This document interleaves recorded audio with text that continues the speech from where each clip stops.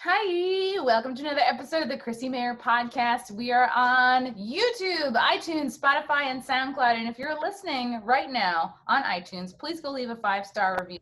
I will be reading the best reviews every week, so long as they are 5 stars. They could be sexy, they could be creepy, they could be weird, it could be a poem. It doesn't matter, just as long as it's 5 stars. Leave it for me, and I will read it. And everything's going to be great. Shout out to Slovenia. I have a couple new listeners in Slovenia. I got to find out where that is because I'm not sure where that is, but I'm excited to know. Hey, all, I'm very excited also to announce the show's brand new sponsor. It's Silk City Hot Sauce. Head over to silkcityhotsauce.com, use the promo code CMP, and you'll get 15% off your order. These guys are great. It's like they're not even mom and pop. They're like this cute husband-wife duo. They run it all themselves. And I think if we really want to help to get our country's economy kickstarted again, a way we can do that is by supporting great small businesses like these guys have. So again, go to Silk City Hot Sauce and order some of this stuff. There's so many different kinds. Like I wasn't even a hot sauce person, but they sent stuff to my house and I was like, oh, now I get it. Like I totally get why Hillary Clinton keeps this in her purse. You know what I mean? Like this is the real deal. So go to Silk City Hot Sauce, use the code CMP, you'll get 15% off your order. And they'll actually throw in a free bottle of cherry sriracha and some cool stickers. I had one here. Oh yeah, here it is. Everybody loves stickers. All right, use the promo code CMP, Silk City Hot Sauce, baby. I'm so excited to have this girl on the podcast today. I've known her, I think, for about a year. And then I feel like we got closer just a few months ago when I did a show in LA. She's a comedian. She's the host of the Funny, Sexy, Raw podcast. She's also a porn star. She's the only person I know who does both. And it's pretty fucking amazing. Silvia Saige, how are you? I'm excellent. And I do love stickers. Do you know why I love stickers? Because I put them on my luggage. That way I know which one is mine when it comes off the little baggage thing and I don't have to wait. So my bag is always one. It doesn't have like full of stickers, but it definitely has random stickers. Usually it says something about being naked. That's really smart. It's smart to do stickers because it's like you either have to do a sticker or some sort of like marking, or you have to buy like a hot orange suitcase. Right. And I don't want to do that. Suitcase, you know, you want something that's going to go with your clothes. So I remember how we met. We met at West Side Comedy Club in New York City. I don't know if I like was like, you know, you were on my radar. I don't remember, but I was like, you know, we met at West Side Comedy Club and then we kept in touch and I planned this whole. We went out that night when we met. The night we met, we went out together. Remember? Oh my God. Yeah, that's right. We like had at Playa Betty's, which is a restaurant above West Side Comedy Club. I just drove past it today on the way back from the wet spot. I forget where we went out, but it was fun. We went to comedy clubs, but I don't remember where. Yes. Okay. Bronson. Remember we ran into another LA comic who just happened to be in New York, and we bounced around and took the subway, which I'm not good at by myself, so I only do with people. So thanks for that. Well, you really took it at the right time because I haven't even been on the subway in the last 5 months or so. Like I did not. People are describing like pretty horrific scenarios, like people are shitting on the benches, they're shooting on you. I don't know. I haven't been on it yet, so I don't know. I would think they would be super clean right now. Would they not have gone through and like disinfected everything? Or well, they did disinfect it, but like the homeless, it's like a kid in a candy store. Like there's no rules. They're all over.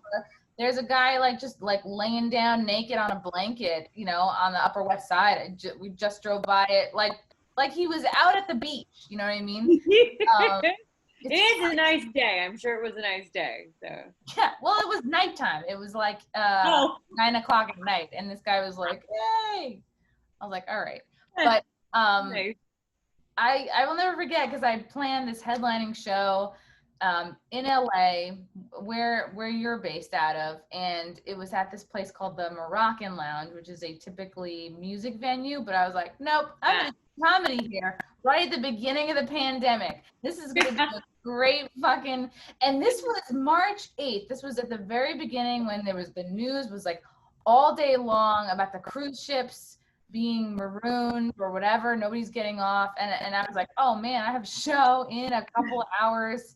And so we get there, and like there were people there, but like not the amount that I expected. And so like I'll never forget it. Sylvia came with me. We got in a car, and plus my opener, Caitlin Murphy. We went, and it was not in a good part of town, which I didn't know until of course, day of the show. And I was like, Sylvia, we can walk around, we can just fly her. And she's like, you were like, no, this is really not a around kind of place. This is a get into a car to drop you off at the door type of place. And I was like, are you sure? I'm a cool New York City girl. I walk everywhere. And you're like, no, we're gonna get stabbed. We yeah, it was definitely a rough area. And then we did walk a little while, and we did give out some flyers. So I mean, we did a lot of like foot traffic that night. So I will say that is the most amount of like actual like foot. That's not true. One other show I did in Nashville, I did a lot of foot traffic as well. But yeah, very few shows have I like really gotten out on the streets to go like hand out flyers. But I was down, you know, like I was down. Oh my God, my heart was so full. I was like looking over, watching you, talking to strangers. Like there's barking, and then there's the kind of high intensity, anxious, like at the buzzer barking, which was what we were doing. And I was like, oh my God, like that will forever mean so much to me, because it was like kind of high stakes. I'm like, it's this fucking headlining show. And and then I was like, I mean, the people came. It was enough people to like have a show.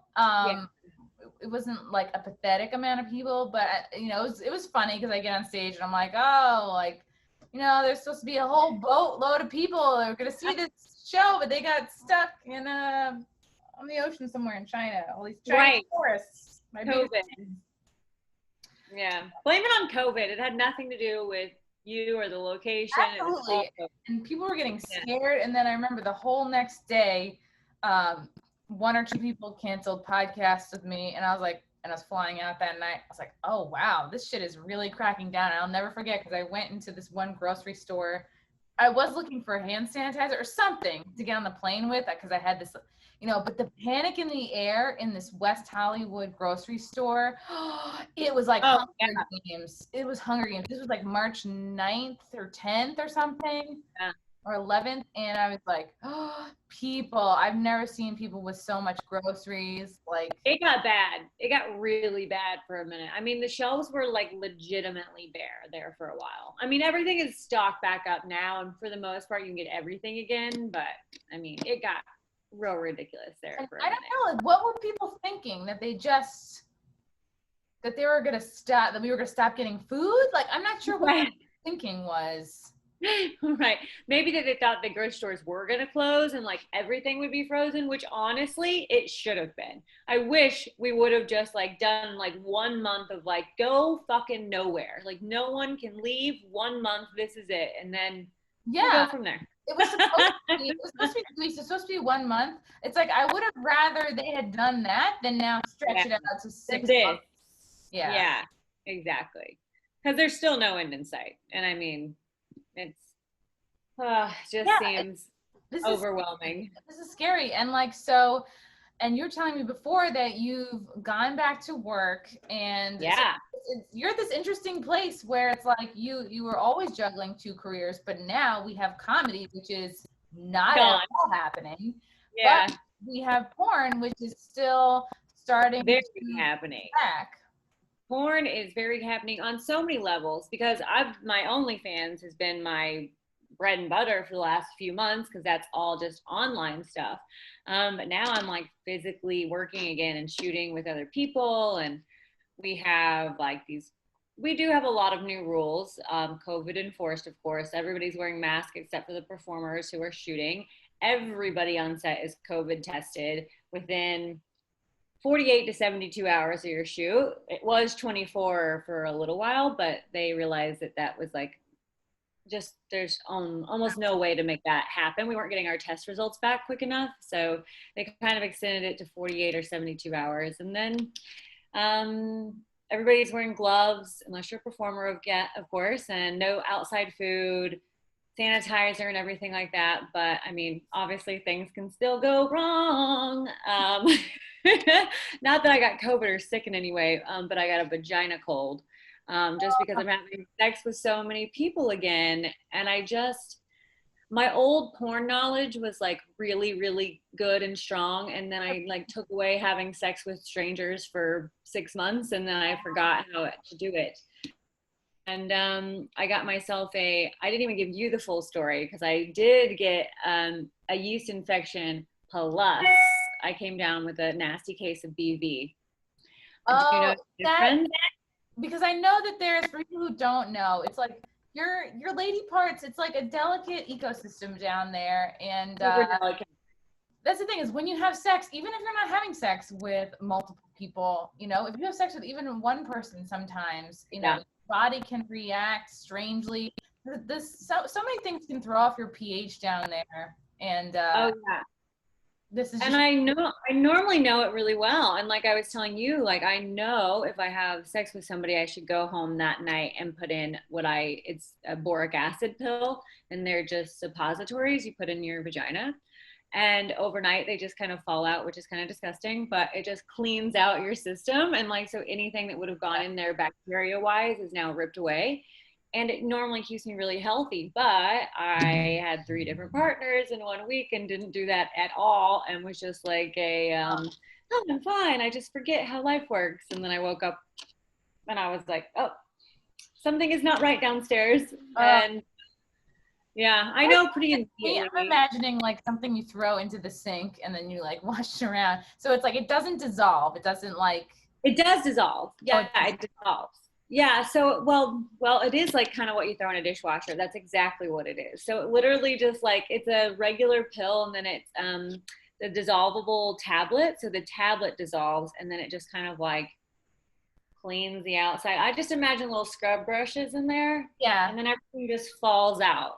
So when I wake up in the morning, yeah, you have to wear underwear that night. You have to, because then you just wake up and you're like, oh, there's all the gross stuff. And then you just throw that pair of underwear away and light it on fire. How did you figure this out? Is this a trade secret, or is this? Yeah, it's a porn secret. Yeah, for sure. I didn't know anything about it until like I was getting infections, and I was like complaining to other people I was getting infections, and they're like, oh, we'll just do this. But also we have porn doctors that are like, know us and like know that we know our bodies. And so like I just called the doctor this morning, and I went right in and I was like, hey, I woke up this morning with BV. And he was like, okay, here you go. Here's your medication. Like, you'll be fine in 2 days. And you will be fine in 2 days. It's very like, it's a minor, I always call them like vagina colds, because that's really all. Yeah. I just got a little bacteria in my vagina, and I'm going to clean it out, and it'll be fine. You just put a little mask on down there, you know. Little vagina mask for a few days, and don't let anybody within 6 feet, and you'll be fine. Yeah. It's funny when you're describing like the changes on porn sets before. It's like, I'm like, I've been with some guys where I wish I could have jerked them off wearing like plastic gloves, you know, like maybe that's nice at some time. Yeah, it would be nice. I'm not wearing gloves on, you know, the actors and actresses aren't, but I mean, it could be done. I'm sure someone out there is making COVID porn, like mask and gloves. I'm sure of it. So it's like does the God, I forget what it's called. It's not biotin. That's for your skin. The boric acid. Boric acid. Does that sting or hurt, or is it just like no? You don't feel it at all. I mean, other than it just sliding out. I'm making it. I hope you have so many male listeners right now, and they're like, their stomachs are turning.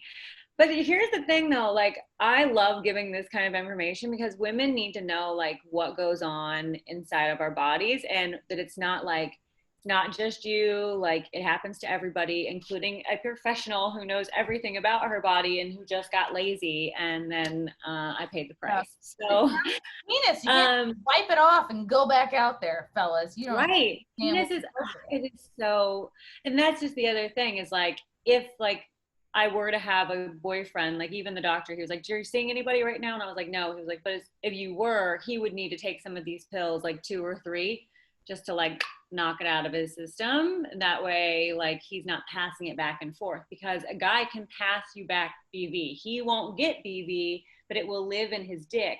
and he can pass it back to you. How crazy is that? That almost sounds like dirty talk, like, baby, I live in your dick. Oh, that BB lives in your dick. So yeah. So if you ever get it and you have a boyfriend, you should give him 1 or 2 of your pills, because that way it knocks it out for everybody. I got one yeast infection when because I was a competitive springboard diver like for 10 years throughout college, and like I think I got one once because I just was like hanging out in a wetsuit for too long. But yeah. Yeah, you cannot hang out in wet anything for too long. It is a bad combo for that vagine. Yeah, I wish I had the dryer pills, but yeah, now I know. Yeah, now you know. It's an easy thing to do. The boric acid is like my best friend, to be honest with you. I use them all the time. I buy it in bulk and I even make my own. God, you're like a scientist. Good for you. Yeah, thanks. People don't realize, like, even just to be a regular, whatever, not important woman, you require so much upkeep, and like we try not to talk about it. We don't want to seem like we're high maintenance. Like, I just got my hair done. It was like with tip $280. I'm like, damn. But then I was like, you know what? I haven't got my hair done in 5 months. So yeah, good for you. It looks great. And then I felt like, oh, I'm a person again. I'm not walking around with these like 4-inch roots, and you know what I mean? When your hair gets dead and you need to cut it so that it's a little springy again, and it really changes your whole mood. And oh, 110%. Yeah. Cause yeah, you're not hiding anymore. Like my cousin does my hair. So luckily, I've just been able to go to her house and get my roots done this whole time. But she always knows, because I will take photos with my forehead cropped out. And she's like, you need to get your roots done, huh? She's like, you're not taking photos of the top of your head anymore. I'm like, yeah, because I have you can't tell because I've got mine done recently too, but I have like really blonde hair naturally. So like blonde starts to make me look bald because it like just falls back and I just have more and more blonde hair. Wow. Look bad. I have like dark blonde roots, and like I put on eyebrow pencil today, so it's like normally I would like not wear it and you could see, and when I have roots and you can see, and it almost looks like maybe it looks dull, like against the red it looks like kind of dull. Sometimes it looks like it's gray, but it's not. It's like dark dirty blonde, and I almost was like, do I want to let this grow out? And now I have to get all new headshots, you know? Yeah, all new headshots. I love that that's a problem. And you're like, nah, I don't want to do new pictures. I'd rather just color my hair. I feel like there's a lot of blonde comics. There's a lot of, so it's like we're all just trying to find ways to stand out. And what I find that's interesting about you, Sylvie, is that did you do comedy first or porn first? Comedy, yeah. So I started comedy at 28 and then moved to Los Angeles at 30. And then that's where I found porn, was at 30 as well. It's been 6 years I've been in porn. Crazy. That's just asinine to me. But you like what made you think I can do this? Like, what was your like an early inspiration? To comedy or porn? To porn. With porn, it was really just my girlfriend was doing it, and I needed money, and I saw how much money she was making, and I was like, if I just did a little bit of porn, I could still do stand up and have enough money, because my whole thing was like getting stage time is really, really tough. Especially I was working 2 jobs before I got into porn. So I was doing books for a construction company during the day, and I was bartending at night, and I wasn't doing any stand up, and I needed to support myself. And I saw how much money my friend was making, and I was like, well, if I could just make like 3 or 4 porns a month, I could still do stand up. And then that's exactly what I started doing. And then my porn career kind of opened doors for me in porn, because it is different, you know, or open doors for me in comedy is what I mean. Like, porn had a bigger name, I had a bigger following than most comics, and so it kind of like brought bookers to me, even though I wasn't like necessarily the best comic in the world, but I had a big following, and that's what they were looking for. They wanted butts and seats, and they thought I could do that. So I will say that honestly, I think porn helped my comedy career in so many ways. And they've kind of balanced each other out a lot. It's definitely, porn has closed some doors for me as well, but really? Yeah, I definitely have. Like, some clubs won't hire me because of it, or they've asked me to work under my real name as opposed to my stage name, or things of that nature. And I'm just like, it is what it is. Like, I love that I talk porn and I like own it, because it took me a long time to be confident in porn and be confident as a woman and be confident with my sexuality. And when I finally owned it, I finally felt like I was like me, and I was like doing me, and I was expressing like who I wanted to be and who everybody else could be, which is another reason I want to talk about the gross stuff and like be a human and answer all the questions that nobody fucking talks about. It's so crazy to me that we just brush sex under the rug like the fucking pedophile shit. Like, ugh. Oh my God. Yeah. Why can't we have like grown-ups having sex with grown-ups instead of like grown-ups having sex with babies? Like, what? I don't understand. Yeah, it's crazy. This is the shit I'm dealing with Twitter actually today. This is gonna come out probably next week. So yeah, I was suspended from Twitter for like hours because I was reporting several accounts that had legit child porn. Like, I was explaining this to somebody else. I was like, no, I'm not linking anybody to like the fucking dark web, which used to be the only place you could see this shit. Now it's literally under our noses. It's like you click on this guy's profile, boom, it's the first video. And I was like, wow, this is here. And Twitter has seemingly no issue with this shit at all. And I'm tweeting about it. I'm attaching the link to the profile in my tweets. So here you go. This is what you guys need to report. And then I get suspended. Did you report the account? Yeah, I'm reporting the account. I was like, I saw it. Somebody tagged me on it. I got so fucking mad. And I was like, someone tagged you in it. Somebody tagged me in it. Like, holy shit, look at this. This is legit, not the maker or the distributor, like somebody came across it because it's a regular Twitter account. And they were like, Chrissy, they tagged me and some other conspiracy people, like, holy shit, there's real child porn on Twitter right here. And so you went to it and I'm like, holy shit, I reported the account. I reported each post. I reported like the people that liked it, I was like going nuts.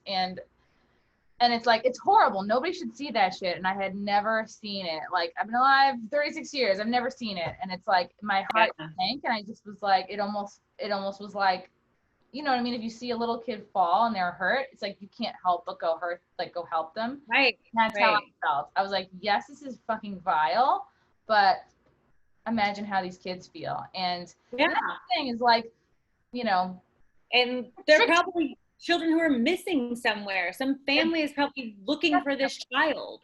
They're definitely missing. There's like 800,000 kids who go missing in this country alone every year. It's like insane numbers that people don't talk about. And, it's tricky because I think like Twitter has no rules about how old you have to be to start an account. Like, I think 13-year-olds can get Twitter accounts, and it's like, which is really not okay because it's especially known for porn. It's not okay. It's not okay. And I think I don't think that regular porn should be banned from Twitter. I don't know, does the super graphic stuff need to be on there? Maybe not, but I also think above that, they need to do a better job censoring how old the people are to go on that. Yeah, I agree. I don't think sex should be allowed on Twitter. I quit posting sex a long time ago. I do post nudes, but I do not post like intercourse on my feed anymore, and I won't retweet it either. I really don't think it belongs there. I think that should be something people should be paying for. I should be able to connect a link, but pay for it somewhere. Don't give it away for free on Twitter, so. Yeah, you shouldn't. Right. I agree because there's value in it. And like, I think some people are so quick to judge porn stars when it's like, you don't judge, you're actresses, you know what I mean? Like, it's legit acting. And it's something like that most people look at on a regular basis. And most people, if not, have at least looked at it once. Some people I get it are less visual. Some women, like, sometimes I'll just masturbate to like the fucking thoughts in my head, Right. Yeah. But I masturbate to thoughts in my head a lot, but I'll be like, oh man, the UPS guy was rude to me. And then I'll just like see where things go,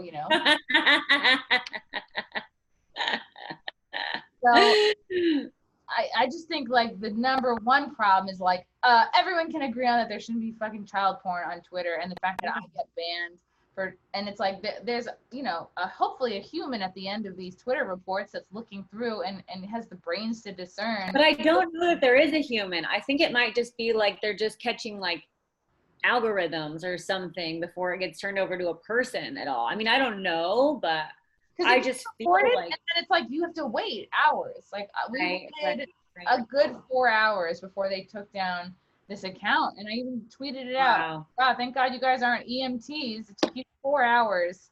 Wow. To take down this account, and then they took you down. Yeah, and then it took me down. And then in order for me to get my account back, they had like 8 tweets of mine that they wanted me to delete.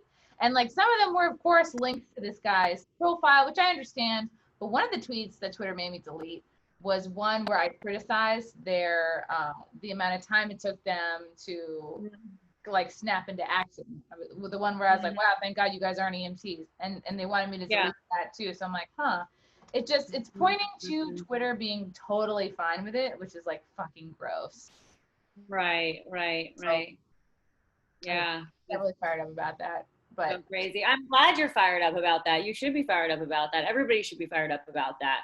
I mean, I don't know if you saw the Wayfair thing that was going around there for a bit, that there were like, and I mean, I legitimately searched Wayfair for some of those things. Like I only looked for one of them because I didn't want to be like the person looking for these people.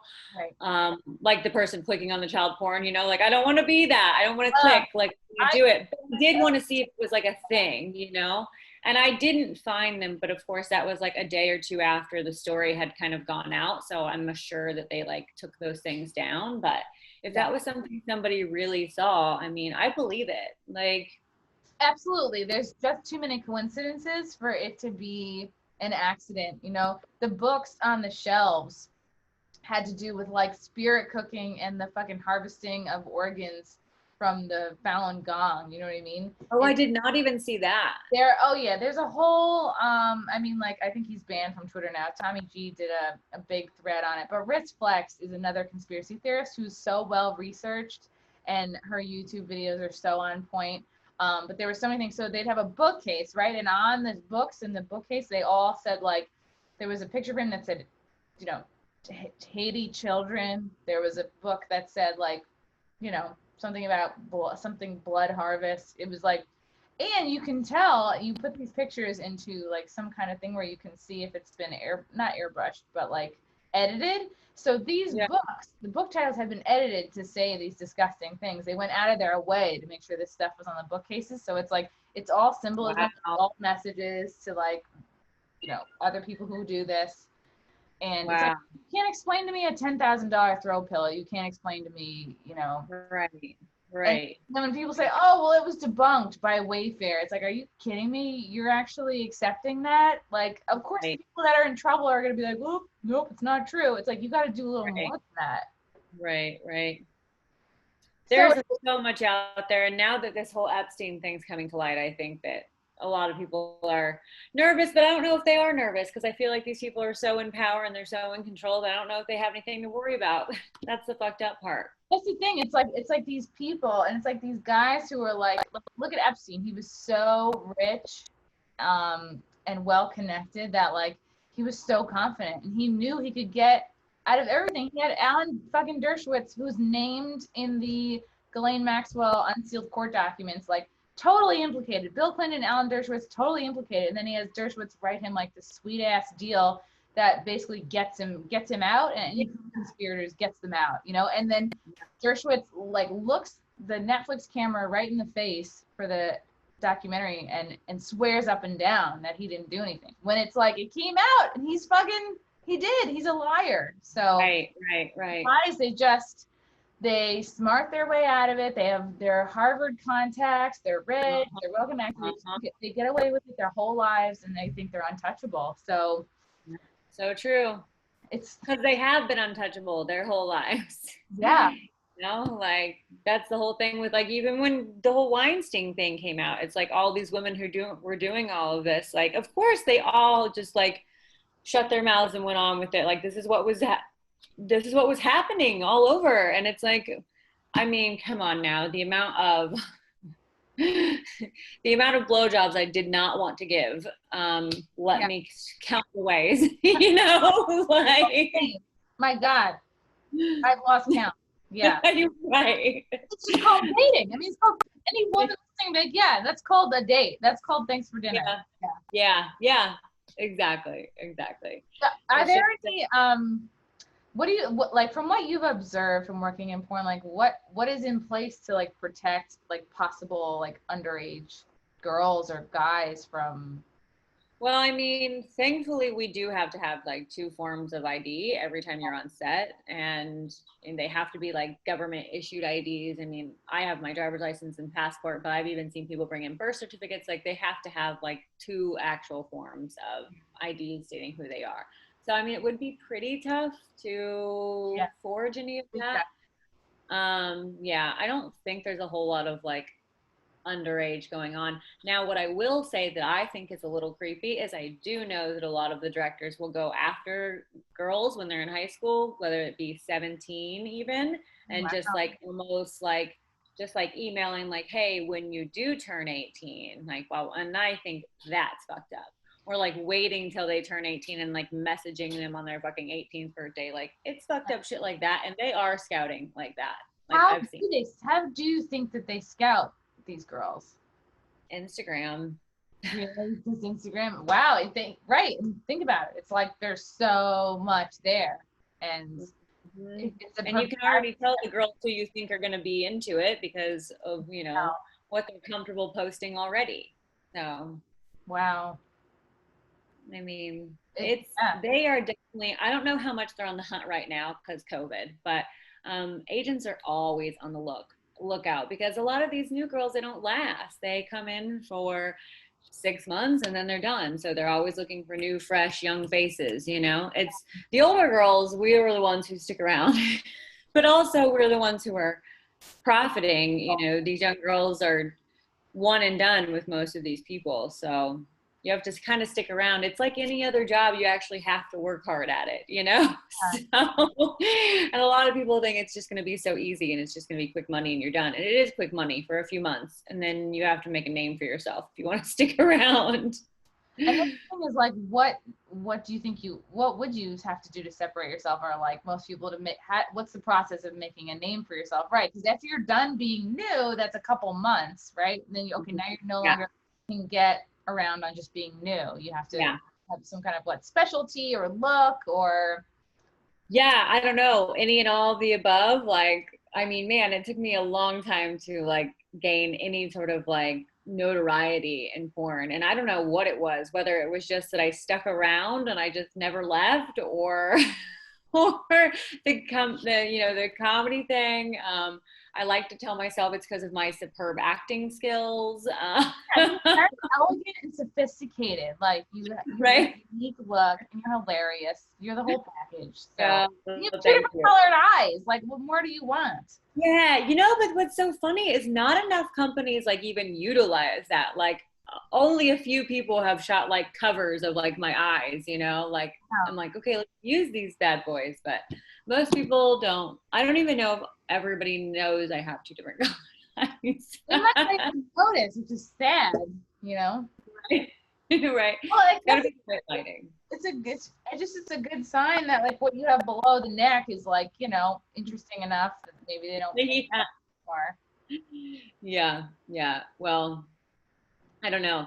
It's about time for that vaginal rejuvenation surgery I keep talking all about. What's involved with that? Oh my God, they just take away your like me. I say they take away your meat curtains and they make them into meat mini blinds because like they just pull them up. Because I think I started out with a pretty like small tight vagina, and now holding a mirror down there, I'm like, whoa. I think that's just what happens to everybody. I mean, like I remember looking at myself when I was younger. I mean, I just feel like it's naturally gonna change. I just feel like it's opening up much wider and further than I wanted it to. And I feel like the surgery is just the laser. And so it just lasers off the stuff that you don't want. And then you're just high and tight and cute again. And I want to be high and tight and cute again. But I know that. What's the like So yeah, I have talked to people who have had it. And so it is painful. There is some Oh, good yeah. recovery time. But they said that all the pain and the recovery time was so worth it for the finished product that they got. Hmm. So, I mean, here's the thing. If I would have known we were going to go into quarantine, I would have gotten surgeries. I would have probably, honestly, I would have done my nose, my boobs, and gotten my vagina lasered and then just rested up these past few months. Be like, no, I'm back. I just am very And now I'm a whole new person. Are you kidding me? I know. I love your face. I feel like are these all things you've been thinking about for a while? You're just like, Oh well, yeah, my nose drives me crazy in like almost every photo. Just because it's crooked and it's big, and it's got a hump. So all the things that I could just God. easily, it's very easy fixes. Hmm. That's all I want. But the only thing that makes me nervous about the nose is if it goes wrong. That's so terrifying, you know? Yeah, that is scary. Because I've seen bad nose jobs, but I'm just like, what I want is so little to do that I just don't feel like you could go wrong. You But I just don't know. want this, or do you want this part, or do you want So over? I just want the hump off, and then I want this tip just a tiny bit smaller because I have a really big tip on my nose. Like it's massive, very bulbous. I think you're hot, Sylvia. Thanks, but you know, small changes, small changes. And my boobs are just so old. They're 10, and they're like they live in my armpits now. They used to live on my chest, and now they live in my armpits. It's a whole new thing. Yeah, yeah. So I'm imagining like two cupcakes, like happy birthday, and it just says like 10, like 10. And When then I first got them, they were like so high and tight. Like I'm not even kidding you. My boobs were like up to here when I first got them done, and now they are legitimately in my armpits. It's so funny. You know, gravity, huh? does that hurt to get them redone?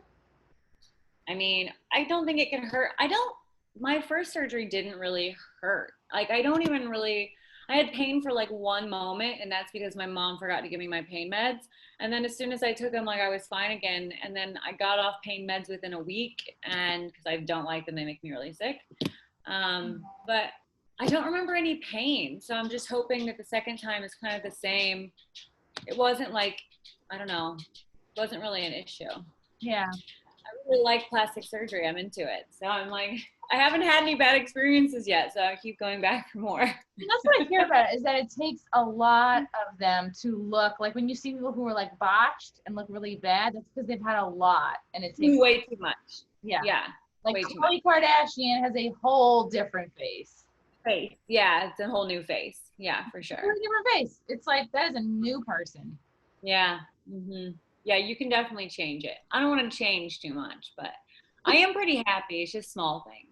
It's little tweaks. Like what's so funny about the Kardashian family is that all like 5, 6 of these women have all had the same surgeries, so they all surgery up together and still look Right. the same, and they all still look related. For sure. It's so true though. Their noses, their lips. Yeah. I think I froze, but I think oh yeah. Yeah, you're back. There you go. We're back. Maybe we shouldn't talk about the Kardashians. They have control of the internet, so They do, and it's crazy because my I just cat is coming in hot. you look back to pictures of Kendall and Kylie, and back when they were like teenage girls, and they looked like totally different people. They didn't have lips. You know what I mean? Yeah, yeah, for sure. Yeah, I've had 2 sets of lips myself, so I can say nothing. It's like it's all gotten so much more advanced and subtle, and I think Yeah, most people that you know have something somewhere. yeah. I'm full of Botox. So full of Botox, lip injections, fake boobs, the whole 9 yards. I do spray tans, like, You're like, you I know, feel like a woman. that's it. It's good if it helps you feel better and you're not hurting anybody. Like, why the fuck not? You know? Yeah, that's how I feel. Yeah. How do you feel being a comic affects your porn career? Um, I don't even know that it affects my porn career. If it does, it's only in like a good way because I get like a crossover between my fans base. So I have way less of a comedy base than I do porn base, just out of like pure, like where people can see it. Do you know what I'm saying? Like, I don't like to put my comedy online. I never have. If you Google anything of Silvia Saige stand-up, it's usually something that somebody else put up. Yeah. Just because I always say, come see me in person. Like, I just feel like it's better in person anyway. And I don't know, I just don't like it. I don't like how I sound back to myself doing stand-up. So I'm always like, oh, I hate having my stand-up online. So it's nice to have like crossover between fans. So I don't think it's done anything bad for my comedy or porn. I don't like having videos of my stand-up either, because there's a clip of me. God, it's from Laughs. It was a TV spot. I look huge. I'm wearing this like green dress, but like even if I looked fantastic, it's like it's a bit that I do so much better now, and this material evolves over the years, and I'm like, so can't stand the sound of my voice. And that's the thing. It's like if somebody else puts up this content, it's not like it's your friend. You can be like, hey, take that down. Yeah. That's why anytime somebody's like, oh, I found your stuff online, you're so funny, I'm like, oh God, what did you watch? Like, it's a porn. You were funny in the porn. Yeah. You find, Sylvia, that your sense of humor helps you on set? You know? Oh, like, yeah. Yeah. Oh, 110%. Well, because like, I mean, porn sets are usually like, it's a fun time anyway. Like for the most part, all of us enjoy being there. And our scripts are hilarious. So it's kind of nice to like add some humor into those. And I really like making sets fun. Like when I show up full of like good energy. Like I just want everyone to get along, because it makes the day go by so much smoother. If somebody's in a shit ass mood or they're making it awkward, like that day is gonna suck for everybody. So everyone can feel it. Yeah, I definitely feel like it helps, because I definitely, when I show up to set, I feel like people are like, oh God, like Sylvia's here, like, oh yeah, it's gonna be a good day, you know, as opposed to like, oh God, here she goes. And that's not and we all know those people. Yeah. Like your energy, and like, and I noticed when you show up to shows too, and anytime I've seen you in a comedy capacity, it's like, and that's not an accident. Like I'm sure you like, you know, decide to be in a good mood. You decide to have good energy, and it's like you choose what to put in your body and what to eat. It's the same with our thoughts. Like you can choose what stays and what goes. And on comedy stages, for me, like I have to convince myself I'm going to be the funniest person in the room before I get on stage, or I'll bomb. Even if I think like, oh, like if the comic before me did really well, or if I'm nervous for whatever reason, I'm going to do shitty when I go on stage. I just am. Even it could be jokes I've done a million times, or it could be all new stuff. I'm going to do bad, as opposed to where if I go on stage going, I'm going to be the funniest person in the room tonight. Like, and then I'll go and kill a show, because it's all about what's in your head. You know, it's so crazy. So true. And it's like, I'm sure there are awkward moments on set, or right, I'm sure like somebody's been a diva or a male diva. Is there a male word for diva? Devo. And I'm sure like, I could just see you like, you know, coming in with a comment or like lightening the mood, you know. Right. Yeah, they're more male divas than female. Really? But you know what? I don't fucking understand, because like it's hard to be a female porn star too, but for a male porn star, that's what these guys don't get. Like, not only your penis has to be rock hard for what, 8 hours a day? Like no matter what's going on, no matter if taxes are due tomorrow, no matter if rent is due, it's like you gotta get hard and stay hard, buddy. Woo! I don't know how to do it. I feel so bad for them. I really, really do. And I would be a diva too if it were like what it was. Cause like, I get it. Cause like they get really diva-ish if like they're like trying to come and they're like having to stroke to come instead of like having sex to come, which will happen a lot of times. Cause they're like, look, I'm just not going to be able to fuck. I'm going to have to stop and jerk off, and then we'll get it again. Yeah. And sometimes they'll be doing that. And so we're all just standing around waiting for this cum shot, because it's obviously the last part of the day. Everybody's just waiting, everybody. And this one guy is just jerking his dick in the middle of the room waiting for it. And then people will start to talk like small talk, and like the guys will get so mad. They're like, can we not talk about jeans right now? I'm trying to concentrate. Like, they'll get last night.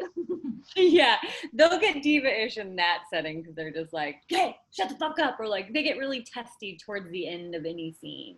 Especially if they're struggling at all, like if they're struggling to keep their dick hard or struggling to come or anything, like it gets really tense on set when that happens. And that's when you have to, as a woman, be like, honestly, it's not even about being funny. It's about being like as sexual as you can be towards them, like looking them in the eye, licking their balls, like, doing whatever, put a finger in their butt, whatever they need to like actually nurturing. It's not about just being hot and like when other porn stars, it's like Nikki Delano was telling me this. She was like, whatever you're feeling, you know what I mean? It's almost like you have to be a team player in the sense that like you have to make this guy think like he is the man. He has to feel like stud, you know what I mean? And because it's so psychosomatic.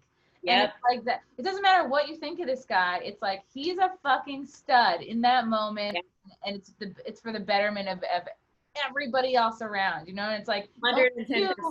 Only you truly have the power to do that and make things go smoother. It's like you have to be honestly so giving, I think, to be a female star, because like yes, it's hard on men because you have to perform, and you have to like, I can't imagine the amount of like compartmentalizing going on and I can't have to take, and the effect that it has on their ego, but like as a woman, it's like you have to just like empathy times 1,000. You have to like use your instincts and be like, what does this person need in this moment?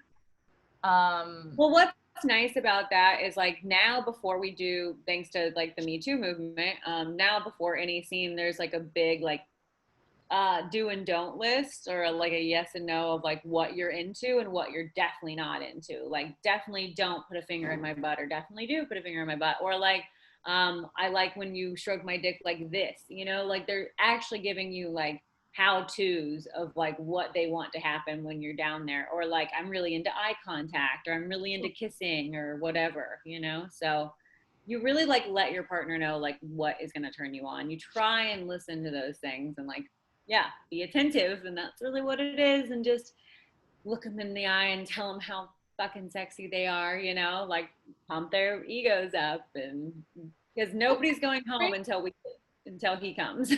Wouldn't that be great if this was something we could do just in dating? You know what I mean? Like I want to write a list of these things and give it to my boyfriend, like to actually what a good exercise that is for anybody listening right now. If you're banging somebody on the regular, or even not, to just like get in touch, like what are the things I know really turn me on?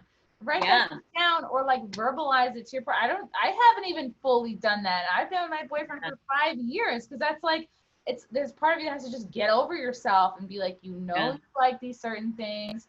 Why not just fucking ask for them? You know what I mean? Yeah. Like, not selfish to. It's almost like, and I know like in the times I haven't done that, it's like, what am I keeping myself from feeling good? Like what? I think, and what's crazy is when you do say something to them, like tell them to do something, they're like, oh yeah, she's like into it, because like I do it too, because I start to, first off, it's not that I don't want to tell them, it's that in my personal sex, like I hate dirty talk. I'm not into it. It's not my thing. I'm not good at it. I don't like it. And I have to do so much of it in my work that like when I'm having real sex, I just want to enjoy it. I just want to be in the zone, not even think about it. Yeah. So I don't know. I don't even remember where I was going with that, with the dirty talk. Knowing what you like and what turns you on, and verbalizing that, right? Yeah, I was. I don't remember where the finish line was going with that. No, we'll get there. I've been dating him for like 5 years, and I haven't really told him. The whole. Like, I do know. Okay. So yeah, I think to myself, like, because when I'm like in it, I'm like, I don't want to say. I just want them to like telepathically know, like, when you're doing that, like, just pinch it, like I like it when you pinch my vagina, but it's hard for me to say that because I'm like, you're doing good things, but if you could just do this, or if you could just put a finger in, like, here's the things that I want you to be doing that would just blow my mind, but I'm just thinking it really hard and hoping that you're gonna get it. And they never get it. Is this a woman thing? Because I do the same shit. I get wrapped up in that. You should know by now what I like. You should be able to listen to my body the way that I fucking listen to your body. And I figured out your shit in a month. You know what I mean? Like, my shit out. It's crazy. And is that just like the empath dilemma? Is that the female dilemma? I don't know. But I'm so bad at verbalizing the shit I want. And I'm also, I don't talk, but I also am like, I feel like I sound dumb, and I'm like, am I selling this? Am I, am I gonna laugh in the middle?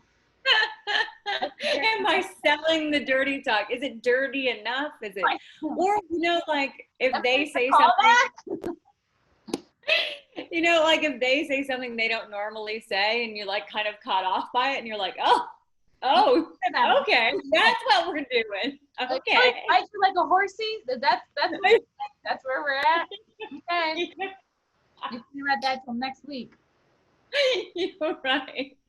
So I think the best time to have that conversation is probably before or after sex for me, because like during, like I said, I'm just so in my head, but after, when I'm laying there, I'd be like, hey, when you were eating my pussy that way, it was really, really good, but next time if you could just pinch it, I really like that too, and that's probably the best time to say it, because I feel like I don't ever want to like stop what's going on. It's hard enough to like start sex, especially, I don't know. Yeah. It's hard because men want to know in the moment. Like, I think they want to be corrected, I think, right away. Because I've noticed that some men, they don't want to know after the fact. What did you really, like, why didn't you tell me while it was happening when I could have done something? Right. And you're like, oh, I was trying to tell that.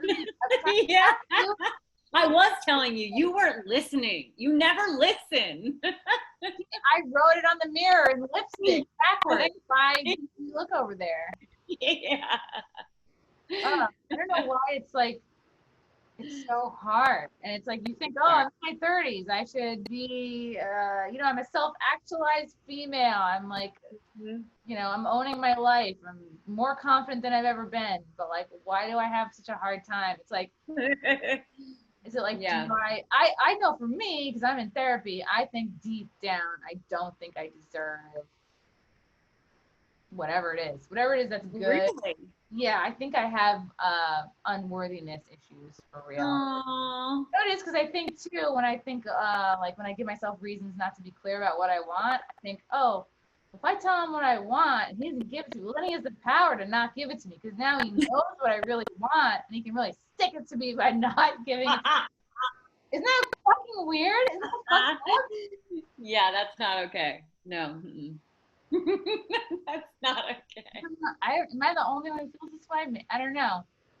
And I know I had a fucking weird, growing up time. Like, I hate to say, like, sweeping generalization. Oh, another comedian who has daddy issues. But like, my dad would, like, he worked really hard. He didn't talk to any of us. He wasn't like, even to this day, he didn't like give a shit about the things I do. He'll just call and be like, oh, you're still making money? Like, he just checks up on the, you know what I mean? Oh, like, how's your job doing? And that's it. He won't ask, like, I don't even think he knows. But he's not so old that he shouldn't know what the fuck a podcast is at this point. Right. How does your family, like, deal? Do you feel like you get a lot of judgment from your family? Not really.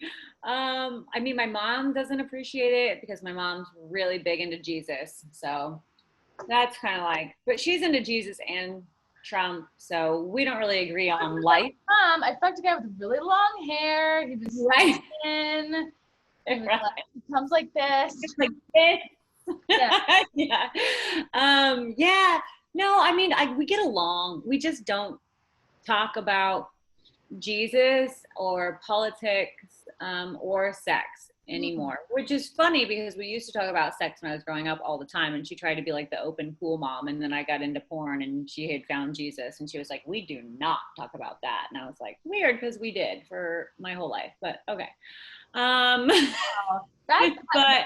That's I don't know, that must make you feel a way, because you feel like you're not one person, then it's like it seems like a and then a drastic change to the other. Yeah, it was. But I mean, she's always kind of been like a chameleon to the men that she's with, so I just kind of expect it. But my dad is cool. I mean, obviously he says to me, I wish you didn't, as my daughter, but he was like, I also understand it. He was like, I know you're happy and you're healthy. And in a weird way, he's proud of me for kind of like what I've created. Like, the empire I've built with stand up and comedy and my podcast. And, I'm working on other projects that he knows about as well that I'm not trying to like spill before it becomes to fruition, Ooh, So, I love that. I always love when this yeah. shit you can talk about. That's good. Yeah, but so he's just happy that I'm happy, and I think that's really it. I said the other day that I thought my brother might have been ashamed of me, but I think it's okay now. But he did get married without telling any of our family. What did my sister? Well, she just told me she was drunk at Thanksgiving that she secretly got married. Oh, really? Yeah, he told us like after the fact. He was like, by the way, I got married 6 months later. I'm her fucking sister. You're not gonna tell me you got married in 6 months?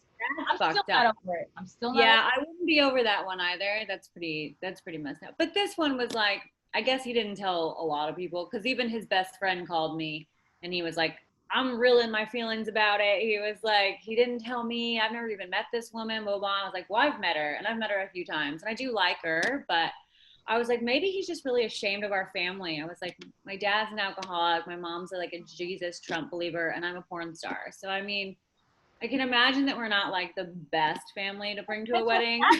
Like, really, all the parts are there. Yeah. Like, I'm Native American. My other brother's Asian. It's crazy. Oh, that's great. You have like everything as well. So that's nice. That's nice. But yeah, I mean, I don't know. I think it's better now. I think he's fine about me. And I think she knows what I do for a living, my new sister-in-law. I literally have no idea. I've never had the conversation with her. I felt like that was my brother's job to do. So I don't know. I don't know how the rest of everybody's pretty okay. Everybody also, I'm 36 and I got in at 30 with a college degree, and I worked in medicine for nearly a decade before I got into this. So it's not like I came in like blind, like I had a life and a career, and not that I would go back, but if I had to, I'd have something to fall back on, but I wouldn't. I will never work for anyone else ever again. Oh my God. Yeah, it's the greatest, right? Did you at any point think that you would become like a nurse or a doctor? Like, was that the track you were on? No, I got my degree as an X-ray technician, and I worked in cardiology for 4 years, and I worked in chiropractic for 4 years doing that. And honestly, I was just so miserable. I was just not in a happy place. And I think working in medicine made me like dislike people, especially in cardiology, because like, you saw the good and you saw the bad. I saw the people who were, 85 and playing tennis every day. And then I saw the people who were 50 and on 19 medications and a CPAP, and it's just like the differences in how people take care of themselves. And you can give people all the health warnings in the world. Obviously, we've noticed with COVID, and they don't take them, so, and it just made me get to a point where I was like, why are you still coming back here? Like, you're legitimately killing yourself every fucking day. Like, I get it. Like, why do you want us to help you? You won't even help yourself. You won't help yourself. Why are you here? Like, as they're putting out a cigarette, do you know what I'm saying? And was like, oh, wow. You're on a CPAP and you're putting out your cigarette. Like, why are you coming to the doctor? You clearly have no intention of fixing this. Yeah, you just running into the sun. Yeah. Yeah. So it made me very bitter, I think. And I just wasn't happy. And then randomly I found comedy, and for whatever reason I like identified with it, and that has been the dream ever since I was 28. So wow. Yeah, I started stand up at 26. Yeah, I was like doing improv, and then I was like, oh, this shit is exhausting and it's expensive. You have to pay for a coach, a room, and then ultimately you're only as good as your worst player anyway, and the fights and the drama, and all your improv teachers are trying to have sex with you. It's fucking stand-up is just so much more autonomous. And this is the point. I think I was talking about it with another porn star girl. Might have been, God, I can't remember. But she had done she had worked in like some corporate job for years. And that's what people don't understand, and people should really think about this before they judge porn stars, is like, every day job I've ever had has been more degrading than the next. You know, it's like I have a Yeah. college degree, putting me in a windowless room, making copies. I've worked for people that have fucking Jesus Christ. The last boss I had, he would call me up to dictate an email that I'd have to type and put in his draft box so that he could send his own. This is instead of a guy sending his own fucking email. And I went to college. Wow. That was my job for fucking years. You know what I mean? Wow. That is more degrading than sucking some guy's dick. At least that's over in 10 minutes. Yep. I had to lift up more sweaty fucking tits, wipe underneath them to put EKG leads. Like these people hadn't bathed and they're just disgusting, just overweight, bleh, ready to die on the table. I'm like, bleh. I'm having to shave areas of their body to even make this stick. Like, oh, so I feel like our health system is so fucked because nobody talks about preventative medicine. Nobody talks about supplements. It's like if you they just put you on more medication. I post a thing about herbs on Instagram and it gets fucking shadow banned, taken down, you know, and I'm like, What? Yes. I posted something about herbs onto my Instagram stories a couple months ago and they took it down because they thought I was trying to push alternate COVID remedies. And I was like, this is a post about herbs for like viruses in general, you dumb fuck. I shared it off some page, but it's like that's the part of censorship. Like I don't like any part of censorship, but that part is really damaging because it's like, wow, if people are healing themselves, nobody makes money off that shit. So 100%. So crazy.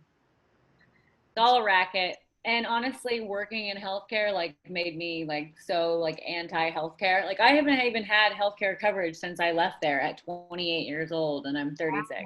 I didn't even have health insurance. I have a porn doctor and I'm on all the medications I need for working in pornography and nothing else. And I'm pretty healthy. So a lot of regular stuff. Do you take like preventative I take all sorts of preventative, a preventative birth control, preventative herpes medication, and a preventative HIV like PrEP treatment, which is also like a super antiviral. So the chances of catching COVID while you're on a super antibiotic like that is like slim to none. So. That makes so much sense because you have to be on this stuff to work, and it probably, I'm guessing, takes away some of your natural like flora, fauna, like, you know what I mean, like the healthy bacteria, which is why like you have like the yeast infection, BV stuff happening because your body is like, I'm confused, and then there's foreign objects inside, you know. We're putting foreign objects inside me. But they feel so acidophilus. Do you take an acidophilus supplement?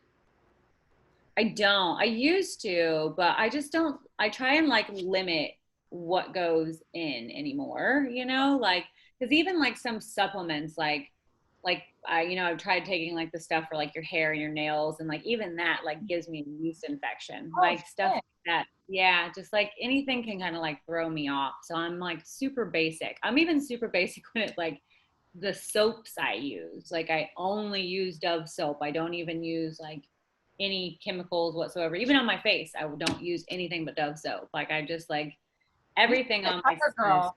I mean, screw these fucking 400-pound women. They should be using you.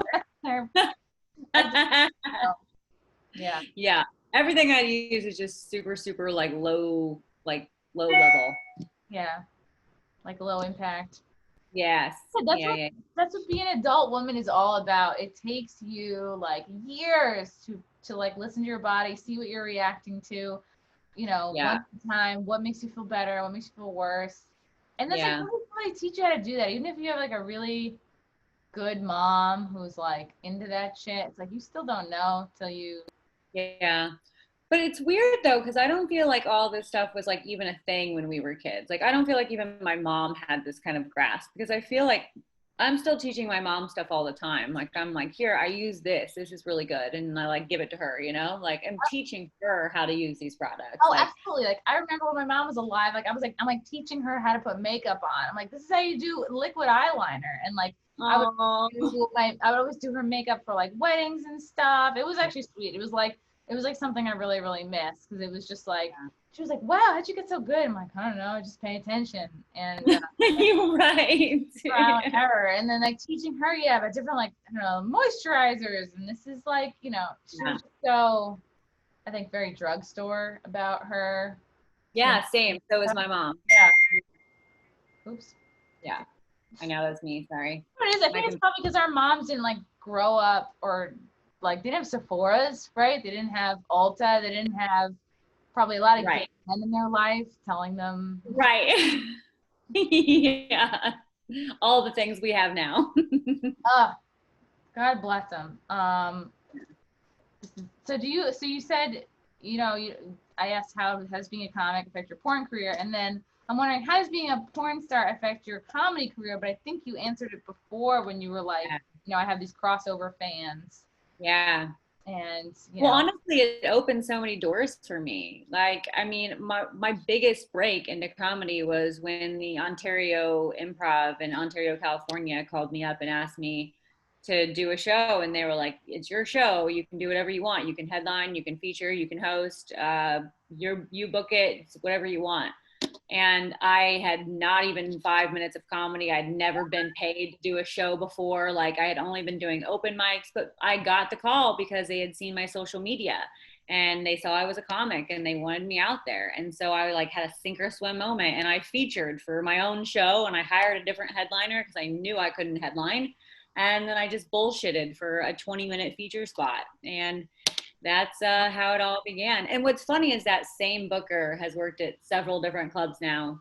And he has like taken my career and booked me at every big venue he's ever been at, and including the Laugh Factory out here in LA now. So he's been a huge help to me and didn't even realize it. I tell him all the time, I'm like, you don't even know how pivotal you were in my comedy career.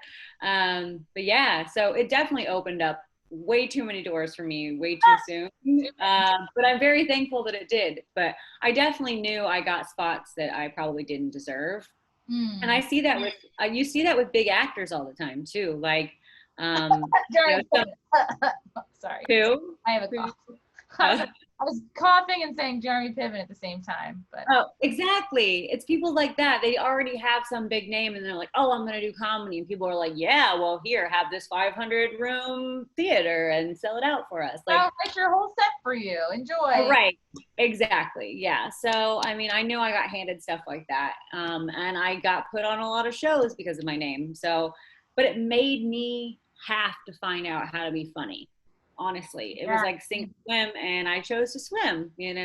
You got it. That's the thing. It's like, and those are the best moments when you have to fucking bring it, is when you do your best and hardest work. And if you fucking sucked, you wouldn't be doing it anymore. You know what I mean? You'd be like, oh, that felt terrible. And then you stop. Right. Yeah. Yeah, because on those nights it does feel terrible, man. I don't know about you, but I will kick myself for weeks over a bad night. Like, man. I replay it in the shower when I'm washing my hair, and I'm like, oh my God. Why did I say that? You should listen back to the set, but you're like, why? What's the point? What's the point? It's awful. I did awful. I'm gonna get into porn. Wait, I'm already in porn. Yeah. Yeah, I thank God for it all the time though, because I do always tell, well, I don't now, but for years, I always told people, like, I don't need your money for mics, like, save your money, don't pay me, pay the other comics, I'll do it for free, because I didn't need the money. The comedy for me was just like a passion, and I got more and more stages that way because, of course, they're going to book me. I've got a big name, and I'm not taking money. So very funny. I mean, that definitely helps. Thank you. But yeah, so it got me a lot more stage time, it like helped me help myself, to be honest. So yeah, that's the thing, is like we all have different ways into this career. Yeah. And it's like you ultimately are going to have to work on something. If you're a Jeremy Piven or a YouTuber, you're going to have to work fucking hard at finding out what comedy is. You know what I mean? Yeah. Like you've got the audience, you've got the draw, great. And then the tried and true road dogs. All right, you've been doing comedy for 20 years. You know everything there is to know, but you're fucking hilarious. But nobody's heard of you. Nobody knows you. You have to work fucking hard at your social media and putting yourself out there and becoming your own marketing team.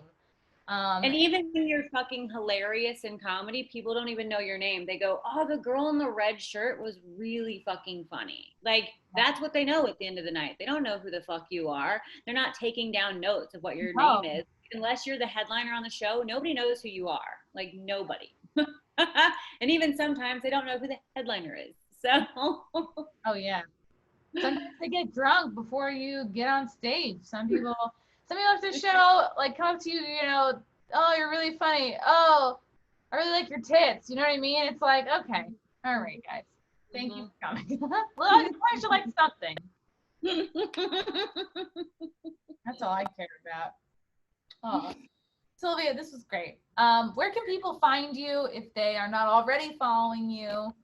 Yeah, you can find me on Instagram. It's the Silvia Saige, and it's SilviaSaige. It's all about the eyes. And you can find me on Facebook or Twitter, Silvia Saige XXX, or on YouTube at Sexy Funny Raw. Yeah, Sexy Funny Raw. I didn't even talk about it. It's this awesome fucking podcast. It's totally good. I actually got kicked off of YouTube for a little bit, so I'm waiting until September 1st to start it back up. So I got in a little bit of trouble with my last video. What were you kicked off for? Well, I did a video called Real Sex vs. Porn Sex, and then I had other porn friends come in and do it. Well, in the beginning, we got in trouble for the links because I had linked everybody's porn accounts, and we got in trouble for that. And so I took that off and then tried to post it without the links, and they still took it back down, and they haven't told me why yet.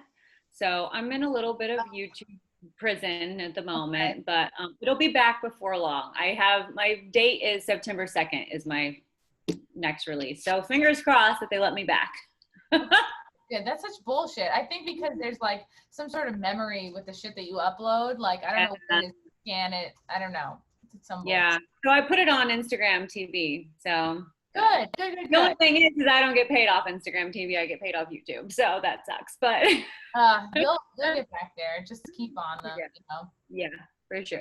And where can people find your porn stuff? Are you on Pornhub? Are you on OnlyFans? Yeah, I'm on OnlyFans. It's Silvia Saige XXX on OnlyFans, and you can search me on Pornhub as well, and all of that goes to me too. So Yay. Pornhub finally found a way to pay the performers. So good. Oh, good. Yeah. And they got little cute varsity jackets for us. I'm like, and they have little pins for your varsity jacket, to, like, based on how many like followers and subscribers you have. I have 2 pins. I don't know what that means, but I have 2 pins. I don't know. I have no idea what either of the pins mean. I haven't gotten my jacket yet. I'm like waiting for it, but I'm gonna be super proud of it when I get it. I can't wait. Yeah, post pictures of it. And you have 2 cats. Maybe it's and I have 2 cats, Bonnie and Clyde, who are, one of them's playing with a bottle cap right now. I can hear them. So. Silvia, thank you so much for coming on the show. Everybody follow Silvia, laugh at her, jerk off to her, both. It's all good. It's all good. All the things. Thank you. I love getting to talk with you and catch up with you. So yes, always. You're the best. I hopefully will see you in LA, or if you come to New York, or whenever. If I can ever come to New York, I wanted to come there in September, but now I don't think I can. That's crazy. You guys have got this quarantine rule and all this crazy stuff going on. So we'll see whenever they let us come. Whenever they let us Californians come to New York, I'll be there. All right. Sounds good. Thanks, Silvia. All right. I'll see you. Bye. Bye.